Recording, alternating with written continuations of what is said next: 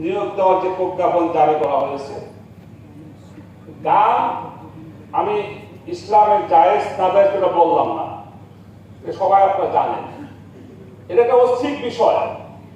কেউ গান শিখতেও পারে, নাও পারে। যদি কেউ গান শিখতে চায় সে ভিন্নভাবে শিখবে, তার ব্যাপার।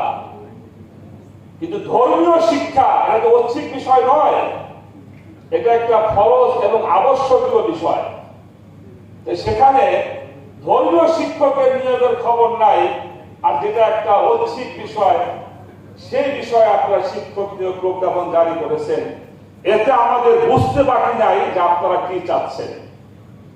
অতএব আজকের এই সেমিনার থেকে পরিষ্কার দাবি হলো যে গানের শিক্ষকের যে প্রজ্ঞাপন জারি করেছেন এই প্রজ্ঞাপন বাতিল করে ধর্মীয় শিক্ষক এবং ধর্মীয় শিক্ষা কারিকুলাম আমাদের প্রাথমিক স্কুল পর্যায়ে বাধ্যতামূলক করতে হবে। যদি তা না করা হয়, কিভাবে বাধ্য করতে হয় সেই পথ আমাদের জানা আছে। আমি পরিষ্কার সরকারকে বলবো, আপনারা আমাদেরকে একটু আরামে থাকতে দেন, শান্তি থাকতে দেন।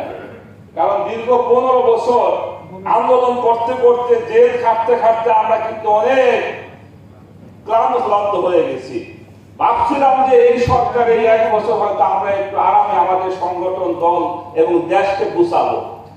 এখনো যদি আন্দোলন করতে হয় দাবি দেওয়া নিয়ে, এই জন্য আমরা পরিষ্কার বলি, অবিলম্বে এই প্রজ্ঞাপন বাতিল করতে হবে এবং ধর্মীয় শিক্ষক নিয়োগ এবং ধর্মীয় শিক্ষা কারিকুলাম বাস্তবায়ন করতে হবে। তা না হলে অন্যথায় আমরা এমন আন্দোলন করে তুলব তখন আপনাদেরকে আর খুঁজে পাওয়া যাবে না এই দেশে।